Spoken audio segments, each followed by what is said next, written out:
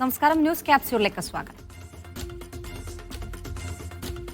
അഫ്ഗാനിലെ കുനാർ നദിക്ക് കുറുകെ അണക്കെട്ട് നിർമ്മിക്കാൻ താലിബാൻ. പാകിസ്ഥാൻ അഫ്ഗാനിസ്ഥാൻ സംഘർഷങ്ങളുടെ പശ്ചാത്തലത്തിലാണ് തീരുമാനം. കുനാർ നദിയിൽ അണക്കെട്ട് നിർമ്മിച്ചാൽ പാകിസ്ഥാനിലേക്കുള്ള വെള്ളത്തിന്റെ അളവ് കുറയും.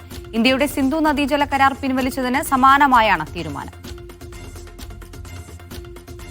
2026 തെരഞ്ഞെടുപ്പിൽ മത്സരിക്കുമെന്ന് Brazil president Luiz Lula da Silva.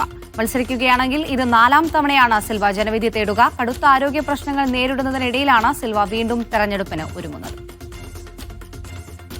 അമേരിക്കയുമായി വ്യാപാര ചർച്ചകൾ പുനരാരംഭിക്കുമെന്ന് കനേഡിയൻ പ്രധാനമന്ത്രി മാർക്ക് കാർണി. അമേരിക്ക എന്നാണോ ചർച്ചകൾക്ക് തയ്യാറാകുന്നത് ആ നിമിഷം ചർച്ചകൾ ആരംഭിക്കുമെന്ന് കനേഡിയൻ പ്രധാനമന്ത്രി പറഞ്ഞു. വ്യാപാര യുദ്ധത്തിൽ അമേരിക്ക കനത്ത ചുങ്കം ചുമത്തിയ രാജ്യമായിരുന്നു കാനഡ. എന്നാൽ ചർച്ചയ്ക്കില്ലെന്ന നിലപാട് ആവർത്തിക്കുകയാണ് ഡൊണാൾഡ് ട്രംപ്. റഷ്യൻ നയതന്ത്ര പ്രതിനിധികൾ US നയതന്ത്ര വിദഗ്ധരുമായി ചർച്ചകൾ നടത്തിയതായി റിപ്പോർട്ട്. റഷ്യയ്ക്ക് മേൽ കനത്ത ഉപരോധം ഏർപ്പെടുത്തിയതിന്റെ പശ്ചാത്തലത്തിലാണ് ചർച്ച നടത്തിയത്. US റഷ്യ നയതന്ത്ര ബന്ധങ്ങൾ ശക്തിപ്പെടുത്താനാണ് ചർച്ച. ടിബറ്റിലെ പാങ്കോങ് തടാകത്തിന്റെ തീരത്ത് ചൈന പുതിയ വ്യോമ പ്രതിരോധ സമുച്ചയത്തിന്റെ നിർമ്മാണ പ്രവർത്തനങ്ങൾ നടത്തുന്നതായി റിപ്പോർട്ട്. 2020 ഇന്ത്യയും ചൈനയുമായി ഉണ്ടായ അതിർത്തി സംഘർഷത്തിന്റെ പ്രധാന പോയിന്റുകളിൽ നിന്ന് ഏകദേശം 110 കിലോമീറ്റർ അകലെയായാണ് നിർമ്മാണ പ്രവർത്തനങ്ങൾ നടക്കുന്നത്.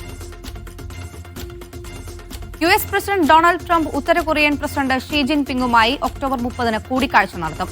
ട്രംപിന്റെ ഏഷ്യൻ സന്ദർശനത്തിനിടെയാണ് നിർണായക കൂടിക്കാഴ്ച. അപെക് ഉച്ചകോടിയുടെ ഭാഗമായാണ് കൂടിക്കാഴ്ചയെന്ന് വൈറ്റ് ഹൌസ് വൃത്തങ്ങൾ വ്യക്തമാക്കി.